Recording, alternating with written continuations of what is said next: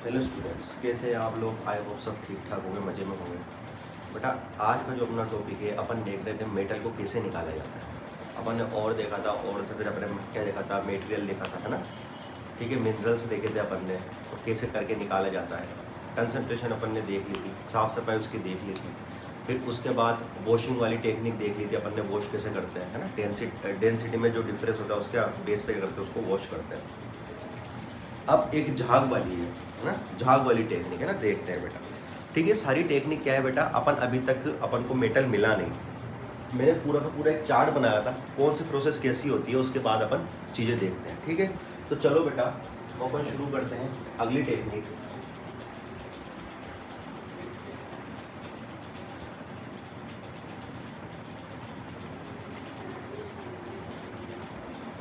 चलो बेटा, technique number 2, fourth या फोर्थ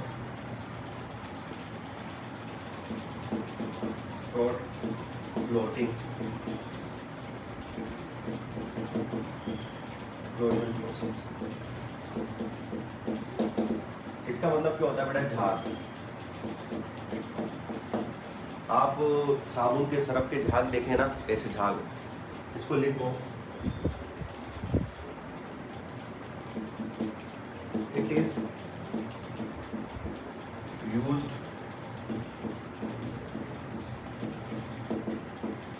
सेपरेशन impurities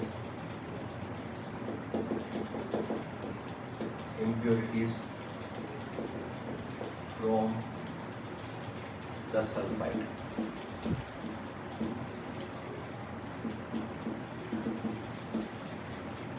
ठीक है, इसका यूज क्या होता है बेटा, सेपरेशन ऑफ इम्प्योरिटी को सेपरेट करना पड़ता है किससे, सल्फाइड ओर से। जब आपके पास सल्फाइड ओर है तो मैं बेधड़क क्या लगाऊंगा बेटा, फ्लोटिंग प्रोसेस, है ना, झाग का तैरना। इसका मतलब पूरा क्या, झाग का तैरने वाली टेक्निक। ठीक है, इधर देखो, कॉपर पायराइट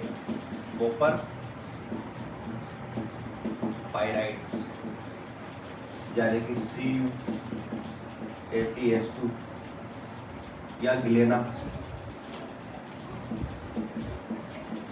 क्या होता है बेटा, PbS। और क्या होता है, जिंक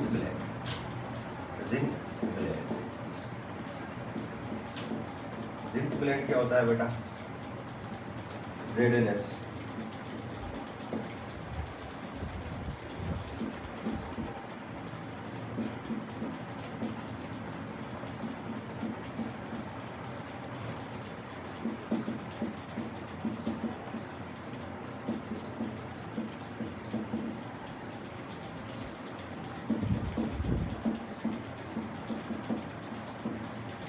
इस मेथड के द्वारा मैं इनको कंसंट्रेट कर सकता हूँ। पहला कंसंट्रेट क्या था बेटा, धोने वाली टेक्निक थी, और दूसरी कंसंट्रेट क्या है बेटा, फ्लोटिंग प्रोसेस। फ्लोटिंग प्रोसेस मतलब साफ सफाई करना होता है और कुछ नहीं होता है ना, तो मैं साफ सफाई करवा रहा हूँ इसकी। ठीक है, इसमें होता क्या है, मान लो मेरे पास एक बीकर है, उस बीकर में यहाँ से एक पाइप जुड़ा हुआ है, और इस पाइप में छोटे छोटे से होल्स हैं। ठीक, और यहाँ से मैं एयर इसको डाल रहा हूँ, कंप्रेस्ड एयर, और कंप्रेस्ड एयर से यहाँ पर झाग ऊपर हो गए। ये क्या है,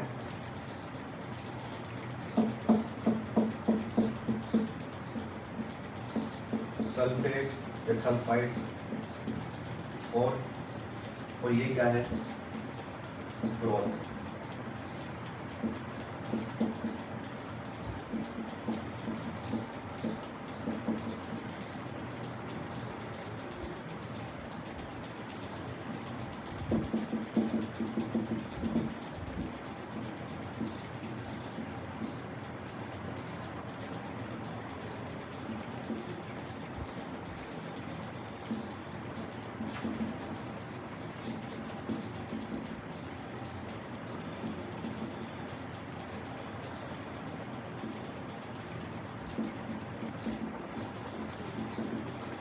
देखना बेटा, ये पूरा प्रोसेस कैसा होता है, मैं क्या करता हूँ, वाटर में पाइन ऑयल मिला देता हूँ। क्या मिला देता हूँ? वाटर में पाइन ऑयल मिला देता हूँ। अब आपको पता है वाटर में जब पाइन ऑयल मिलाऊंगा तो वाटर और ना पाइन ऑयल दोनों एक दूसरे को क्या नहीं करेंगे, एक दूसरे में डिजोल्व नहीं करेंगे, और एक दूसरे में डिजोल्व नहीं करेंगे इसका मतलब वो मिलेंगे नहीं। और फिर मैं क्या करता हूँ, इस सॉल्यूशन में जो मैंने पाइन ऑयल का सॉल्यूशन डाला है, इस सॉल्यूशन में बाहर से एयर क्या करता हूँ, प्रोवाइड करता हूँ। और एयर प्रोवाइड करता हूँ तो उसमें बबल्स बनते हैं। क्या बनते हैं? बबल्स बनते हैं। और बबल्स बनने के बाद झाग तो ऊपर चले जाते हैं, झाग का चले जाते हैं बेटा, झाग तो ऊपर ही तैरते हैं, है ना। तो झाग ऊपर चले जाते हैं और पानी की तरफ, पानी जो नीचे रह जाता है। और झाग किसके होते हैं बेटा? ऑयल के झाग होते हैं, और पानी तो नीचे रह ही जाते हैं। अब ये जो झाग के साथ क्या होता है, झाग के साथ सल्फाइड जो और होते हैं ना, वो सल्फाइड और झाग में लपट जाते हैं, है ना। सल्फाइड और किसमें चले जाते हैं बेटा? झाग के साथ झाग में चले जाते हैं। जबकि जो गैंग्यून्स है, जो क्या है, गैंग्यून्स है, गैंग्यून्स कहाँ चले जाते हैं बेटा? भारी होने की वजह से वो पानी के नीचे तली में जमा हो जाते हैं, है ना। तो बेटा होता क्या है, होता ये है कि अपन क्या करते हैं, ऐसे ओवर लेते हैं जिसमें सल्फाइड होता है, और सल्फाइड क्या करेगा बेटा? सल्फाइड जो ऊपर की तरफ आ जाता है और नीचे क्या चले जाते हैं बेटा? अशुद्धियाँ। और जो गैंग्स होते हैं वो कहाँ चले जाते हैं? नीचे चले जाते हैं। ये पूरी की पूरी प्रोसेस कौन सी है? Froth floating process. लिखो इसको।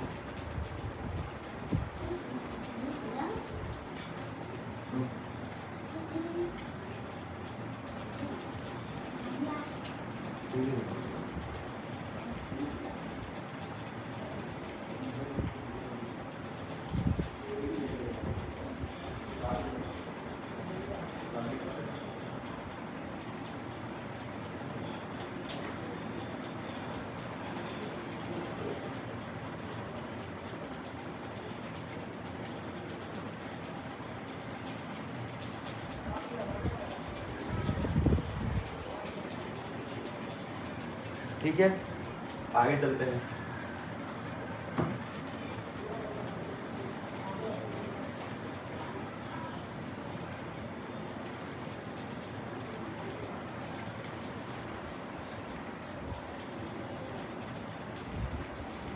अब तीसरी टेक्निक आएगी बेटा। पहला मैंने पानी में धोया, दूसरा मैंने झाग में धोया। अब तीसरी टेक्निक है बेटा, मैं चुंबक लाऊंगा। चुंबक मतलब मैग्नेट लगाऊंगा। तो अगला क्या है? Magnetic separation.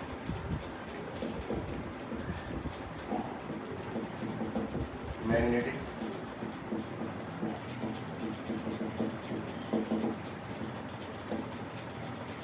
मैग्नेटिक सेपरेशन क्या होता है? इफ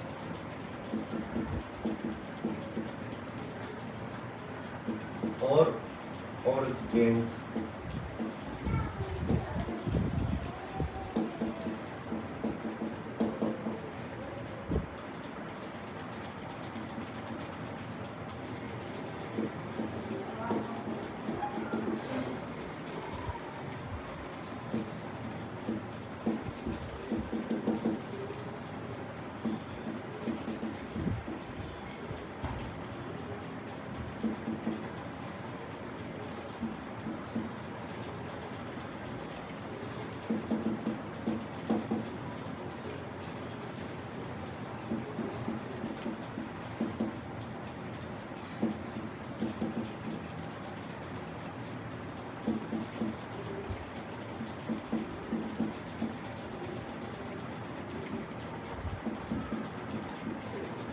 समझ रहा बेटा? अगर या तो अशुद्धि मतलब गैंग्स, अशुद्धि मतलब गैंग। हाँ गया रेड पेन। या तो बेटा मैं बोलूं और, या मैं बोलूं गैंग। दोनों में से कोई भी मैग्नेटिक नेचर का हो, मैग्नेटिक नेचर का हो, जो मैग्नेट की तरफ क्या हो बेटा? अट्रैक्ट हो। मैग्नेट की तरफ क्या हो? अट्रैक्ट हो। तो उस चीज में, उस टाइप के अशुद्धि या उस टाइप के और के लिए मैं कौन से सेपरेशन यूज करूंगा बेटा? मैग्नेटिक सेपरेशन यूज करूंगा। देखना होता क्या है, मैग्नेटिक सेपरेशन कुछ जैसा होता है, ऐसे दो पहिए लगे रहते हैं, ठीक है।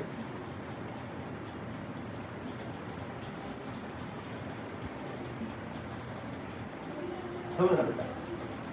और ये होता है मैग्नेट का। किसका होता है? ये होता है यहाँ पर मैग्नेट। यहां से मैं क्या डालता हूँ?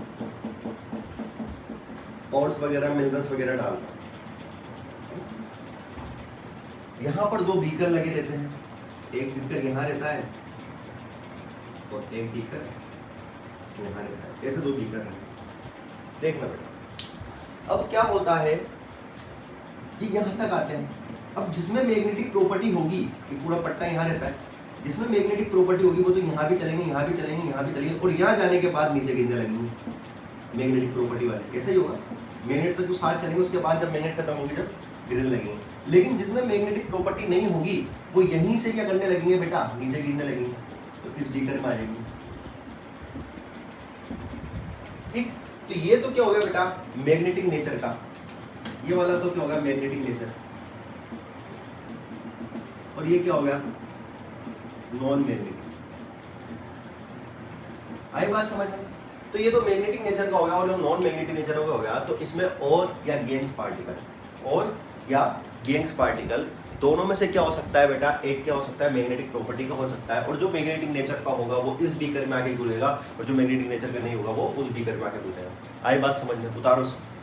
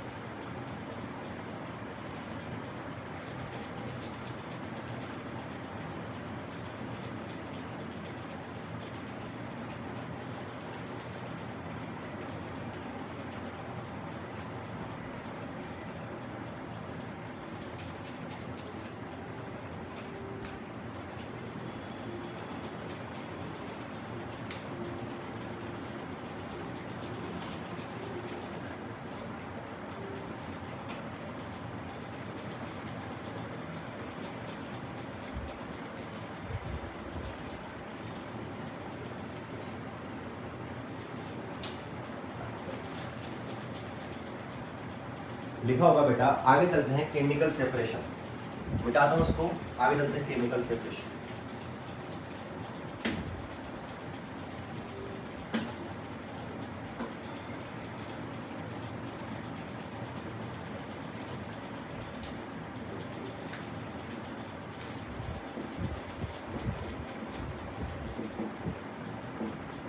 केमिकल प्रोसेस है ना, केमिकल प्रोसेस में क्या होता है बेटा, अपन कोई भी रिएक्शन करवाते हैं, एक तो किसी केमिकल में घुल जाता है और एक किसी केमिकल में नहीं घुलता, और जो घुल जाता है उसको अपन सॉल्यूशन में अलग करके निकाल लेते हैं ना।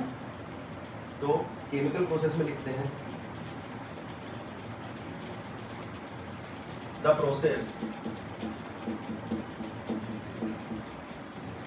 Process consist of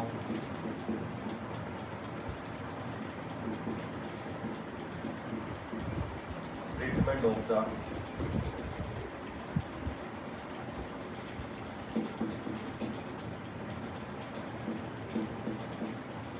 powdered or with a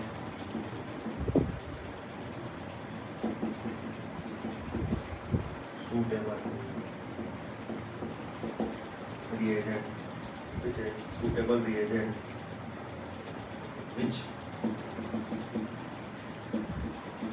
can selectively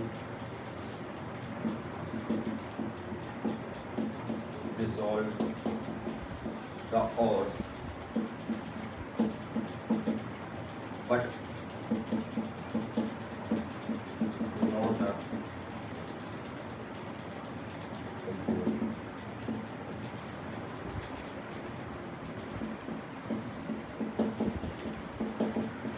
बेटा इसको ये लिखो, फिर एक्सप्लेन करता हूँ इसको ना।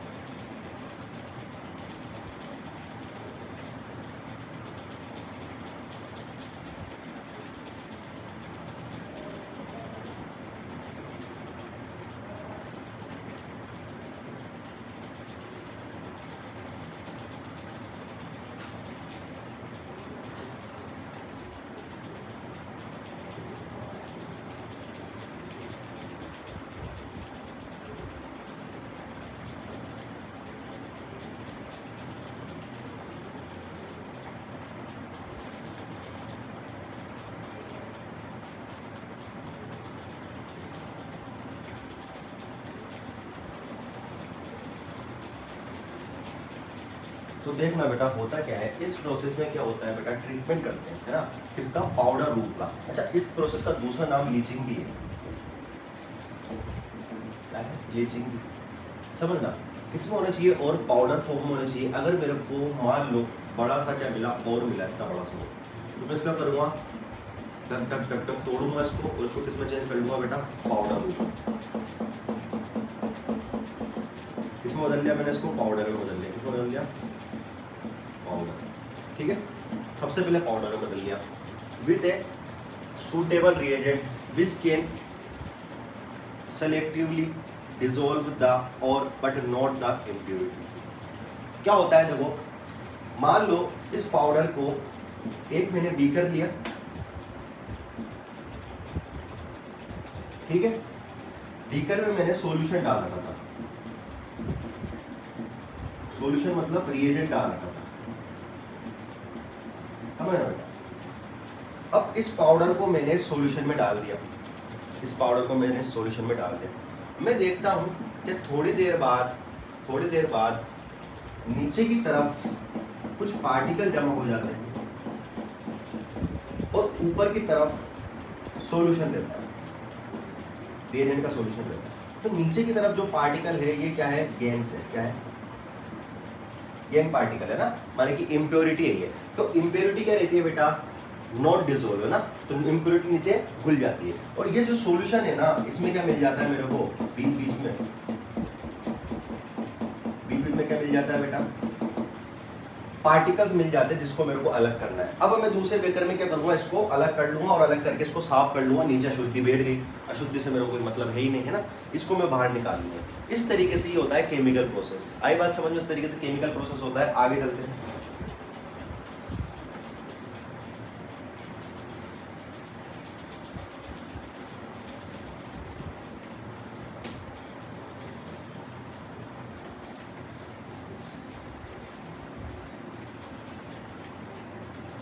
बेटा केमिकल प्रोसेस के आगे क्या है अपना, देखते हैं भाई क्या टॉपिक दे रखा है।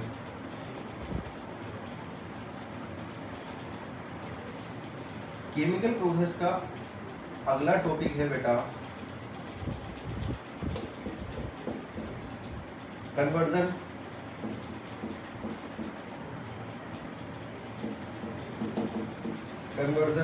ऑफ और इनटू मेटल ऑक्साइड। आपको पता है कंसंट्रेशन के बाद मेरे को क्या करना था, मेटल को किस में चेंज करना था बेटा, ऑक्साइड में चेंज करना था। वो चार्ट याद रखो, वो चार्ट है ना, और था फिर उसका कंसंट्रेशन प्रोसेस सारी खत्म हुई। मैग्नेटिक वाली, फ्लोटिंग वाली, धोने वाली, केमिकल वाली, सारी की सारी चारों प्रोसेस चारों के चारों मैंने खत्म करवाई। उसके बाद है मेरे को जो मेटल है मिल रहा है उसको किस में कन्वर्ट करूंगा, मैं ऑक्साइड में कन्वर्ट करूंगा। और इसका बेटा दो प्रोसेस होता है। पहले यहाँ लिख लो दिस प्रोसेस, ये लिख लो द और can be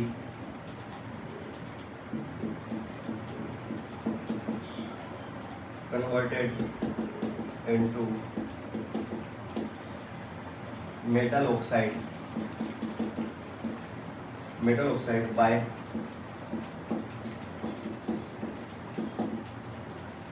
by following two process। पहली प्रोसेस क्या है, रोस्टिंग। बेटा रोस्टिंग, और दूसरी क्या है बेटा, कैल्सिनेशन।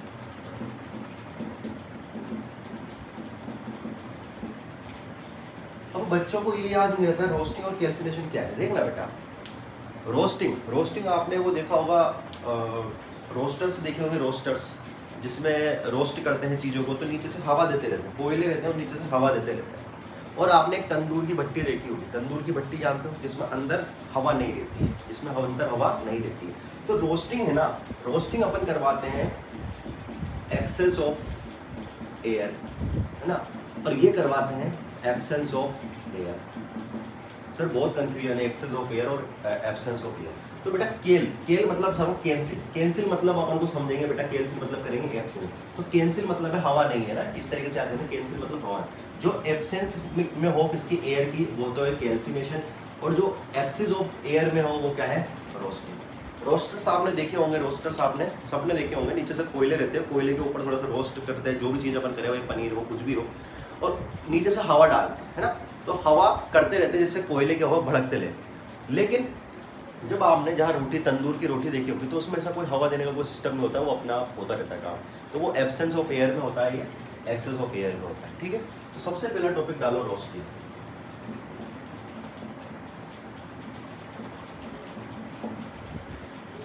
वही बात बेटा, ये काम क्यों आ रहा है, मेरे को क्या करना है, मेटल को ऑक्साइड में चेंज करना है। तो ये दोनों क्या करेंगे बेटा, मेटल को ऑक्साइड में चेंज करेंगे, ठीक है। इसमें लिखो, it is the process in which a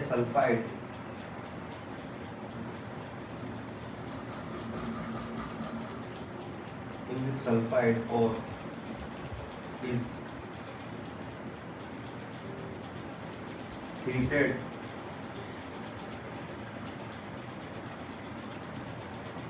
below its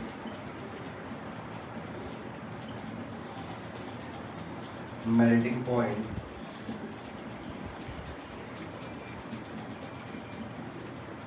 in the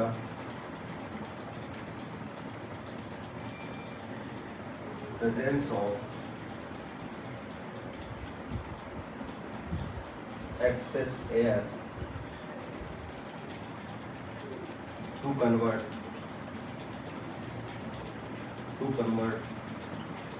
its into metal oxide, ठीक है। अपन ने लिया बेटा और को किसमें चेंज, किसमें लिया बेटा, एक्सेस एयर में लिया, और हीट करने के बाद मेरे को क्या मिला, मेटल ऑक्साइड मिला। ये बात है ना। जैसे कि मान लो मैंने क्या ले लिया, ZnS ले लिया, और उसको एयर में क्या कर दिया, हीट कर दिया। इस प्रोसेस को बोलते हैं रोस्टिंग। हीट करने के बाद मेरे को क्या मिल गया, ZnO प्लस SO, यही दिया था मेरे को, जिंक ऑक्साइड, ठीक है बेटा। तो क्या है बेटा, रोस्टिंग क्या होती है, it is the process with the sulphide और heated with below the melting point. Below the melting point है ना, अबव द मेल्टिंग पॉइंट नहीं करना, बिलो द मेल्टिंग पॉइंट। एक तो ये वाली बात याद रखनी है इसमें, बिलो द मेल्टिंग पॉइंट। और एक याद रखनी है, presence of excess air, presence of excess air, ठीक है। मैंने और लिया, और को एक्सेस एयर में हीट किया तो मिल गया मेरे को मेटल ऑक्साइड। जैसे Zn का मैंने हीट किया, और दूसरे का मिल गया रोस्टिंग में Pb। अगर मैं PbS का भी लाऊं, तो PbS का भी लाऊं इन प्रेजेंस ऑफ O2, तो मेरे को क्या मिल जाएगा, PbU प्लस, देख लेंगे बेटा, SO2, ठीक है ना। इसको बैलेंस करना है, चलो देखो।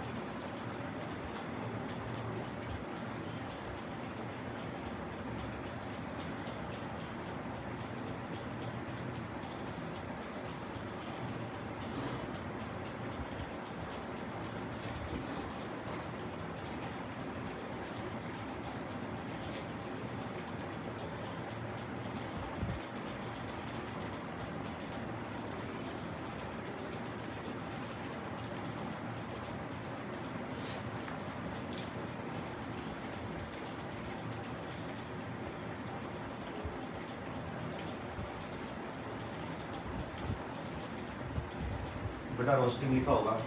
अगला टॉपिक अपना कैल्सिनेशन। कैल्सिनेशन देखते हैं।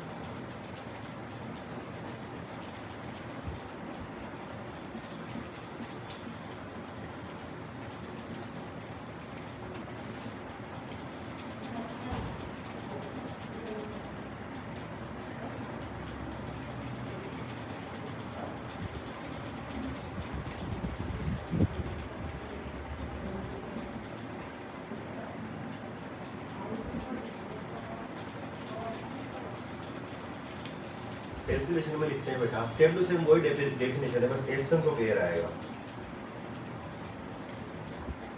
इसमें लिखते हैं it is process in which A carbonate और is heated below its melting point in the absence of air to convert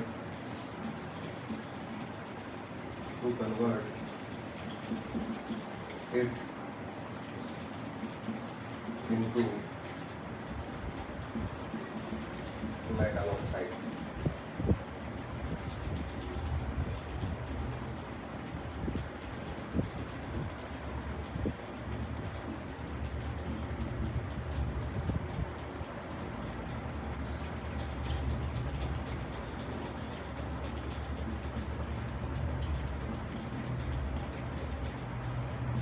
देखो बेटा कुछ भी नहीं है, सेम टू सेम वो है। इन दिस प्रोसेस विच कार्बोनेटॉन क्या होता है बेटा, अपन क्या करते हैं उसको बिलो द मेल्टिंग पॉइंट क्या करते हैं, हीट करते हैं, उसके बाद एब्सेंस ऑफ एयर लेते हैं और कन्वर्ट किस में हो जाते हैं, वो मेटल ऑक्साइड में।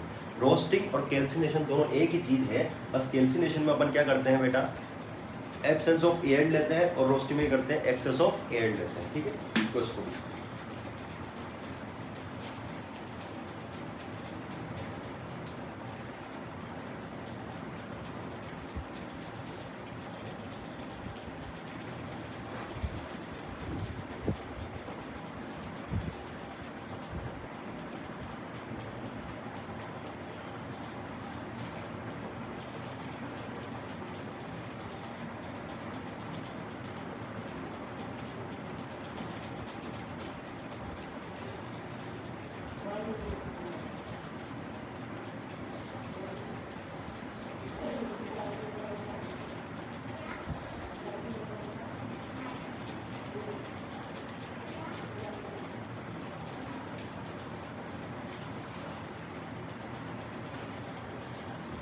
लिखा होगा बेटा।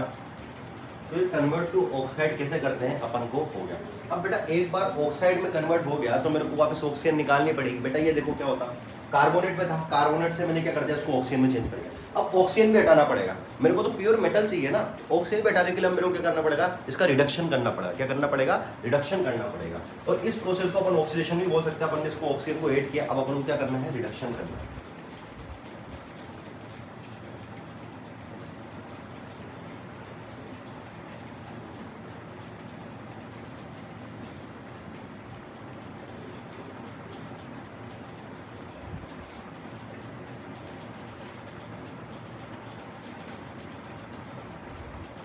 अगला टॉपिक डालो, रिडक्शन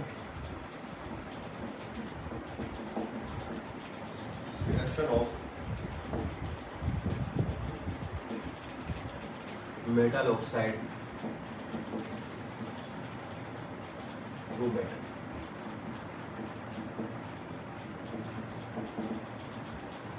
मैं रिडक्शन कर रहा हूं मेटल ऑक्साइड का इसमें मेटल में। ठीक है, अब देखो इस प्रोसेस को क्या बोलते हैं, इस प्रोसेस का नाम है, वो नाम क्या है, पायरोमेटलर्जी।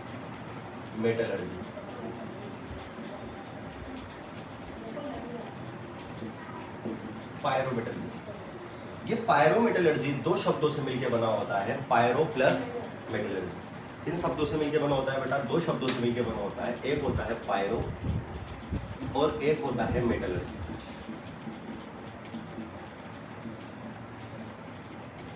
पायरो जो होता है, पायरो का मतलब होता है हीट या टेम्परेचर। क्या मतलब होता है इसका?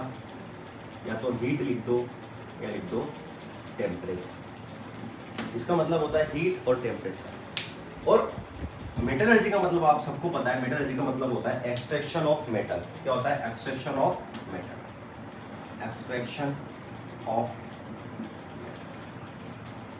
मेटलर्जी मतलब क्या होता है? मेटल को निकालना। और पायरो मतलब क्या होता है?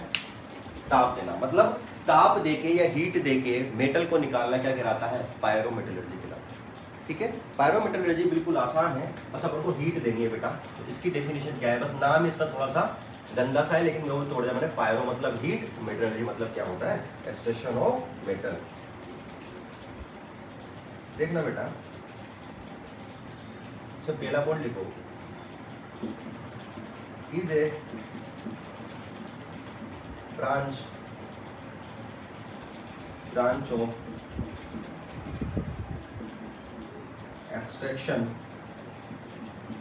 extractive metallurgy।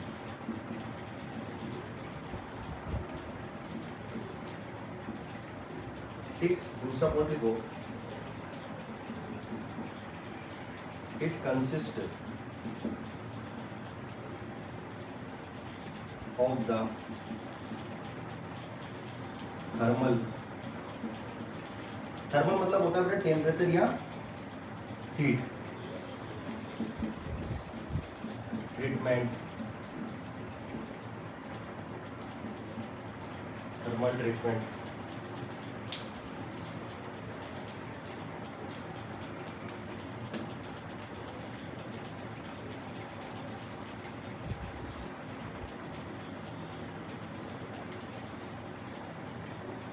of minerals and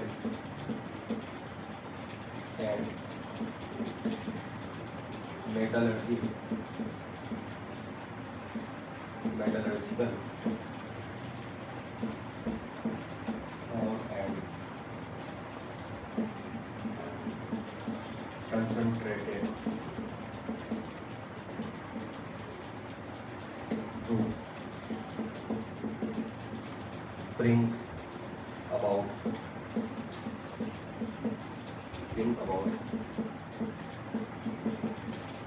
physical and chemical transformation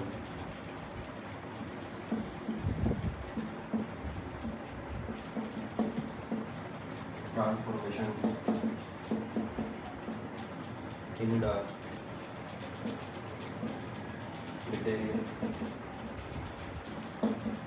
materials to enable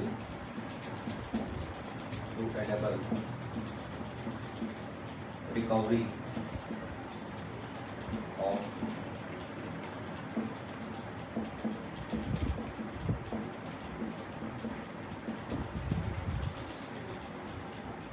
ठीक है बेटा, क्या लिख रहा है? It is the concept thermal treatment है ना। तो यहाँ पर जो मैं मिनरल्स लेगा उसका जो ट्रीटमेंट करूँगा वो किससे करूँगा? थर्मल से करूँगा। थर्मल मतलब हीट से करूँगा। ठीक है, और उसमें क्या करूँगा मैं? इसको फिजिकल और केमिकल ट्रांसफॉर्मेशन करूँगा। इसका क्या करूँगा? फिजिकल और केमिकल ट्रांसफॉर्मेशन करूँगा in the material to enable recover to valuable. मतलब मैं क्या करूँगा कि इसका फिजिकल या केमिकली ट्रांसफॉर्मेट करके और उसको उस मेटल में चेंज करूँगा जहाँ मेरा वो प्रॉफिटेबल या चीज़ों को काम आ सके ना, जिससे मैं पैसा कमा सकूँ। बस यही है और कुछ भी नहीं है। ठीक है, पर इसमें ये याद रखना है, पायरो मतलब होता है टेम्परेचर या हीट और मेटलर्जी मतलब होता है एक्सट्रैक्शन ऑफ। लिखो इसको फटाफट। एक लास्ट पॉइंट और बच रहा है, फिर आगे चलेंगे अपन।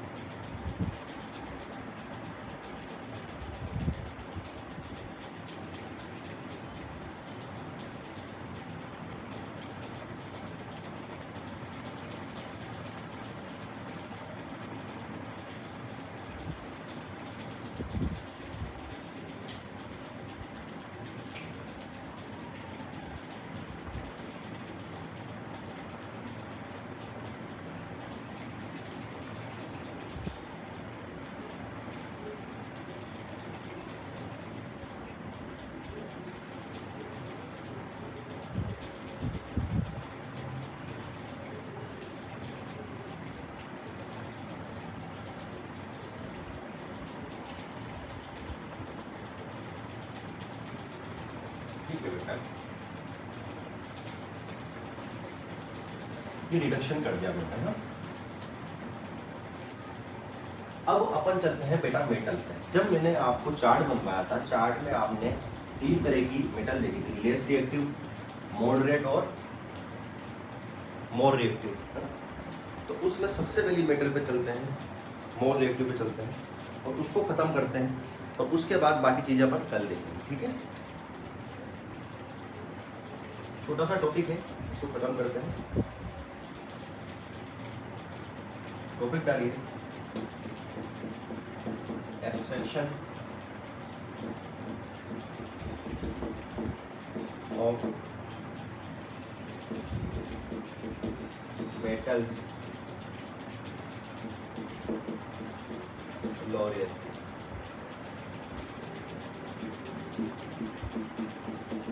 लो रिएक्टिविटी मेटल का एक्सट्रैक्शन करना है।